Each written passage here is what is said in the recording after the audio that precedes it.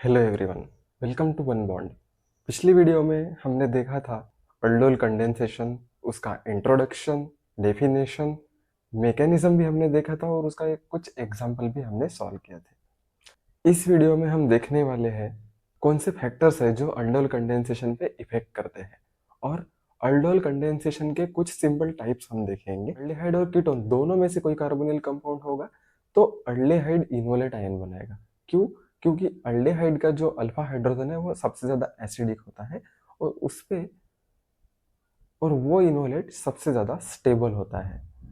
अगर कीटोन के साथ हमें ईस्टर रहता है दो कार्बोनिल कंपाउंड में तो हम कीटोन का इनोलेट आयन बनाएंगे।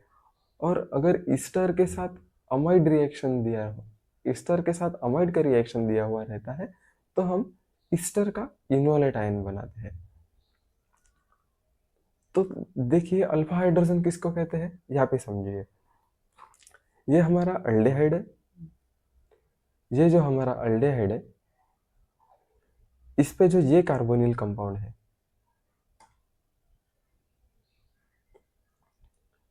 ये हमारा कार्बोनिल कंपाउंड है, इस पे एक हाइड्रोजन लगा हुआ है अल्डेहाइड में और एक हमारा अल्काइल ग्रुप लगा हुआ है। ये है हमारा अल्डेहाइड और इसमें देखिए ये हमारा कार्बोनिल कंपाउंड है, इसमें ये साइड में भी अल्काइल ग्रुप लगा है, ये साइड में भी अल्काइल ग्रुप लगा है। और जो अल्काइल ग्रुप होते हैं जो इलेक्ट्रो पॉजिटिव होते हैं, इलेक्ट्रो पॉजिटिव होते हैं और कार्बोनिल ग्रुप जो होता है वो इलेक्ट्रोनिगेटिव होता है। और यहाँ पे देखिए एक ही इलेक्ट्रो पॉजिटिव ग्रुप है, हाइड्रोजन की जो इलेक्ट्रोनिगेटिविटी और पॉजिटिविटी है वो ज़्यादा इफेक्ट नहीं करती है। तो इसलिए हम मान के चलते हैं कि इस कार्बोनिल कंपाउंड के लिए सिर्फ एक ही डोनर एटम अल्काइल है। तो इसके वजह से इस कार्बोनिल कंपाउंड के लिए जो निगेटिव चार्ज स्टेबल करना है वो सबसे ज़्यादा इजी है। तो उसके बाद कीटोन में रहेगा, लेकिन हम अगर स्टार में देखते हैं तो ये और भी ज़्यादा इलेक्ट्रोपॉजिटिव ग्रुप यहाँ पे लगे हुए हैं। यहाँ पे अल्काइल ग्रुप है, यहाँ पे अल्कोक्सी ग्रुप है जो इलेक्ट्रॉन डोनेशन के मामले में सबसे ज़्यादा अच्छा है इन तीनों में। और ये कार्बोनिल इलेक्ट्रो नेगेटिव ही रहेगा। यहाँ पे भी देखिए अमाइड में ये कार्बोनिल इलेक्ट्रोनेगेटिव रहेगा। और ये जो देख रहे हैं आप अमाइन है और आपको पता है कि अमाइन ज़्यादा इलेक्ट्रॉन डोनेट करता है, ये मोस्ट इलेक्ट्रोपॉजिटिव है क्योंकि ये अल्कलाइन है। यहाँ पे अल्काइल ग्रुप लगा, ये तो इलेक्ट्रोपॉजिटिव ही रहेगा। तो इन चारों में हम देख सकते हैं कि सबसे ज़्यादा कम डोनर एटम अल्डेहाइड के पास है, इसलिए इस पे रहने वाला जो नेगेटिव चार्ज है वो सबसे ज़्यादा स्टेबल होगा। उसके बाद कीटोन में, फिर ईस्टर में, फिर अमाइड में।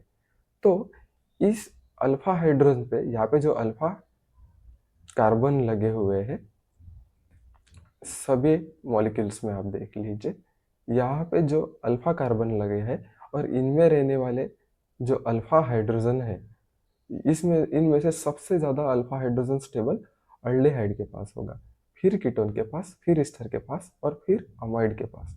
तो इसीलिए हम जब भी अल्डेहाइड और कीटोन के बीच में अल्डोल कंडेंसेशन रिएक्शन करते हैं तो हमें इनोलेट आयन जो है वो अल्डेहाइड का ही बनाना है। और अगर हम कीटोन और ईस्टर के बीच में अल्डोल कंडेंसेशन करते हैं तो उनमें हमें इनोलेट आयन कीटोन का बनाना है। अगर ईस्टर और अमाइड में रिएक्शन करते हैं तो इनोलेट आयन हमें ईस्टर का बनाना है। तो ऐसे हमारी इनोलेट आयन की स्टेबिलिटी डिपेंड करती है और ये चीज़ें हमारे अल्डोल कंडेंसेशन में इफेक्ट करती है। तो इसके बाद आप ध्यान रखिए, जब भी दो कार्बोनिल कंपाउंड का अल्डोल कंडेंसेशन करना है तो आपका जो इनोलेट आयन रहेगा वो कौन सा कार्बोनिल कंपाउंड बनेगा, तो ये चीजें ध्यान में रख के आपको इनोलेट आयन बनाना पड़ेगा। हमारा जो दूसरा फैक्टर है जो अल्डोल कंडेंसेशन पे इफेक्ट करता है वो है स्टेरिक फैक्टर। स्टेरिक फैक्टर कैसे देखते हैं, देखिए alpha hydrogen with less steric hindrance will form enolate. ये हमारा कीटोन हमने एग्जाम्पल में लिया है। तो इस कीटोन में हम देख सकते हैं कि यहाँ पे भी अल्फा कार्बन है, यहाँ पे भी अल्फा कार्बन है, यहाँ पे भी अल्फा हाइड्रोजन है और यहाँ पे भी अल्फा हाइड्रोजन है। तो आप इसमें कंफ्यूज हो जाएंगे कि दोनों में से कौन से अल्फा हाइड्रोजन का डीप्रोटोनेशन करके आपको इनोलेट आयन बनाना है। तो ये फैक्टर्स आप ध्यान में रखिए कि वो अल्फा हाइड्रोजन डीप्रोटोनेशन के लिए जाएगा जो लेस स्टेरिकली हिंडर्ड है। मतलब इन दोनों में से हम देख सकते हैं कि ये जो अल्फा कार्बन है लेफ्ट साइड वाला, ये लेस स्टेरिकली हिंडर्ड है, मतलब इस पे स्टेरिक हिंड्रेंस कम काम कर रहा है। और ये हमारा राइट साइड वाला जो अल्फा कार्बन है इस पे स्टेरिक हिंड्रेंस ज्यादा काम कर रहा है, क्योंकि इसके ये साइड में अल्काइल ग्रुप लगा हुआ है, एक मिथिल ग्रुप लगा हुआ है, और इसीलिए ये ज्यादा स्टेरिकली हिंडर्ड है और ये लेफ्ट वाला कम स्टेरिकली हिंडर्ड है। तो जब भी इनोलेट आयन हम बनाएंगे तो ये लेस स्टेरिकली हिंडर्ड कार्बन जो है वो डीप्रोटोनेशन के लिए जाएगा और इनोलेट आयन बनाएगा। तो इसका जो इनोलेट है वो कैसे है देखते हैं हम। ये हमारा कार्बोनिल ग्रुप हो गया, ये CH2, ये CH3,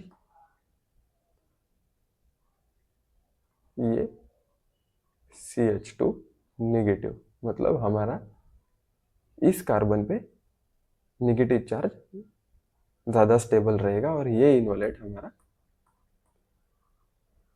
प्रेफरेंशियली बनेगा।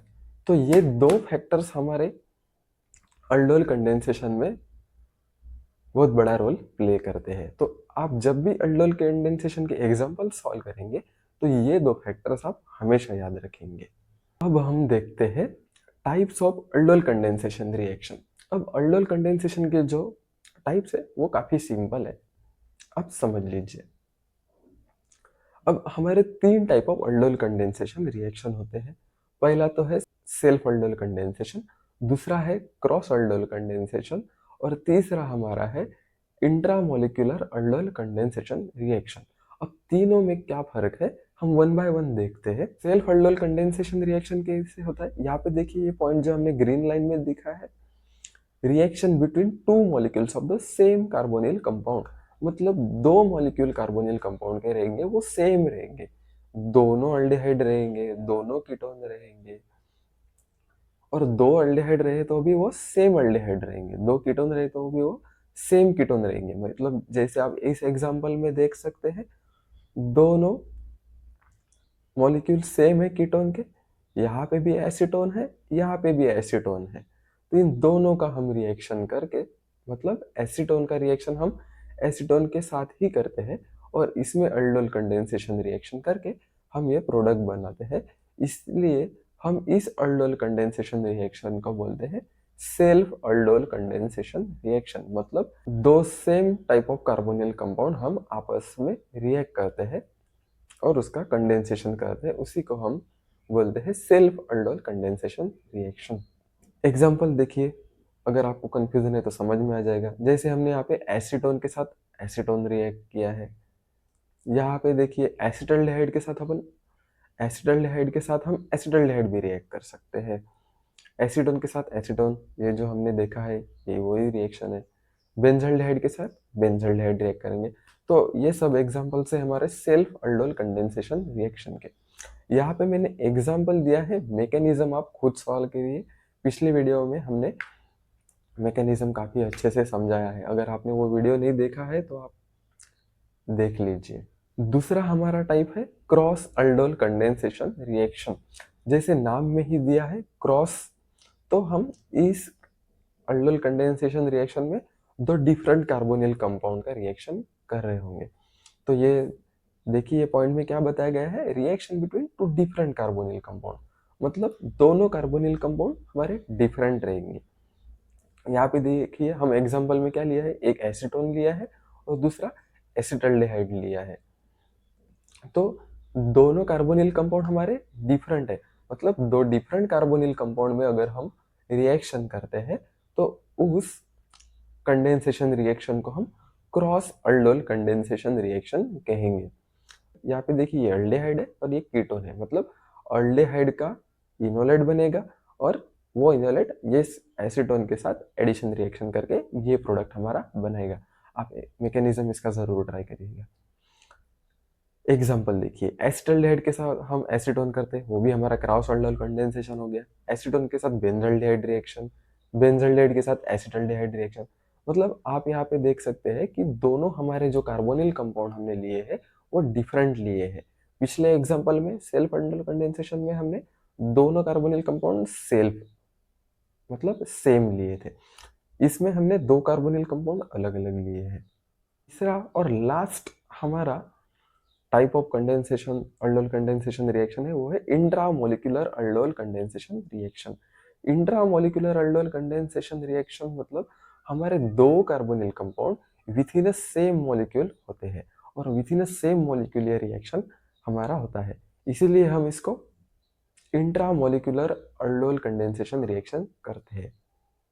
यहाँ पे आप देखिए reaction with in same molecule forming cyclic product, मतलब इस रिएक्शन में जो हमारा प्रोडक्ट बनेगा वो एक साइक्लिक होगा। ये हमारा हो गया इंट्रामोलिकुलर अल्डोल कंडेंसेशन रिएक्शन।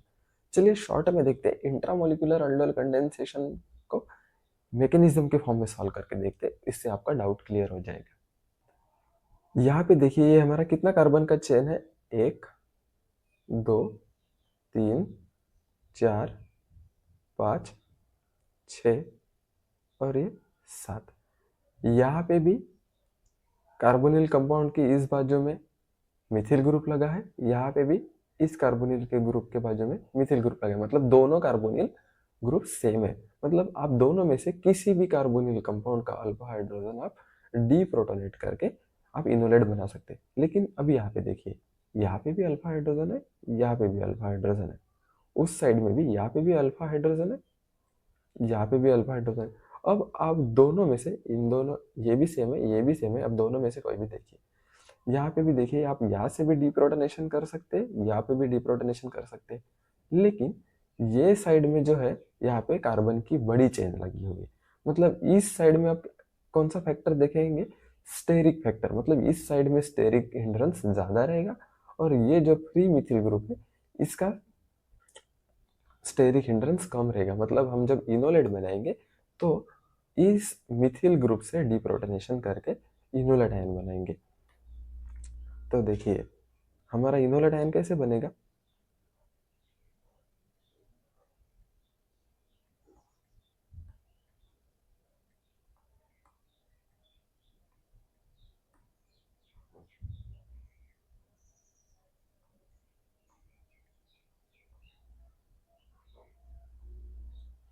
ये हो गया हमारा इनोलेट आयन। अब ये क्या करेगा, ये निगेटिव चार्ज न्यूक्लियोफिलिक अटैक करेगा इस कार्बन पे, कार्बोनिल कार्बन पे, उसके बाद ये डबल बॉन्ड ऑक्सीजन के ऊपर शिफ्ट हो जाएगा और हमें यहाँ पे साइक्लिक प्रोडक्ट देखने को मिलेगा। देखिए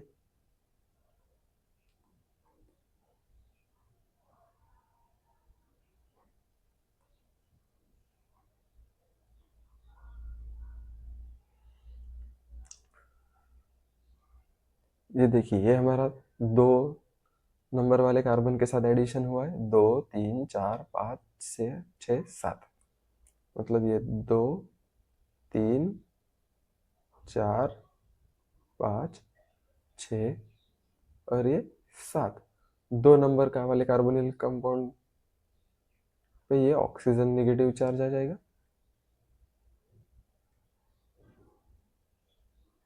6 नंबर वाला कार्बोनिल कंपाउंड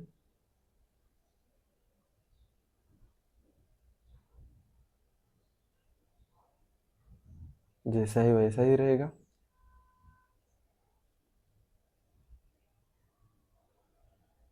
और इस 2 नंबर वाले कार्बोनिल कंपाउंड के साथ एक मिथिल ग्रुप भी जुड़ा हुआ था, तो ये यहाँ मिथिल ग्रुप भी आएगा, होगा वाटर के साथ रिएक्शन करके इस ऑक्सीजन का प्रोटोनेशन हो जाएगा, मतलब यहाँ पे आ जाएगा OH बाकी जैसा है वैसा ही रहेगा। अब अल्डोल कंडेंसेशन में क्या होता है, ये तो हमारा अल्डोल प्रोडक्ट हो गया। अब इसका होगा dehydration in presence of heat. अब हीट करते ही क्या होगा, इस कार्बोनिल कंपाउंड के ये जो अल्फा हाइड्रोजन है ये डिहाइड्रेट हो जाएगा, इस हाइड्रोक्सिल ग्रुप के साथ एक वाटर मॉलिक्यूल बाहर निकल जाएगा और इस कार्बन के साथ अल्फा और बीटा कार्बन के बीच में एक डबल बॉन्ड आ जाएगा।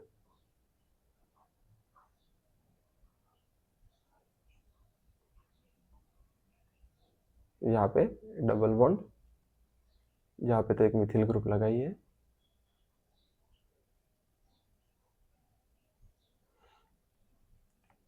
और ये हमारा हो जाएगा एडिशन प्रोडक्ट।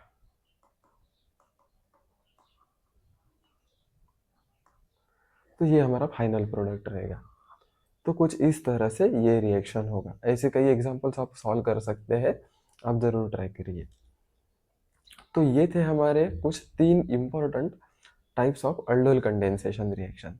अगर आप अल्डोल कंडेंसेशन का बेसिक वीडियो नहीं देखा है जिसमें हमने इंट्रोडक्शन, डेफिनेशन, मैकेनिज्म सब सॉल्व किया हुआ है, वो आप ज़रूर देख लीजिए। उसके बाद आप ये फिर से वीडियो देखेंगे तो आपको अल्डोल कंडेंसेशन का पूरा बेसिक से एडवांस सब समझ में आ जाएगा। तो इस वीडियो में बस इतना ही। देखते रहिए वन बॉन्ड।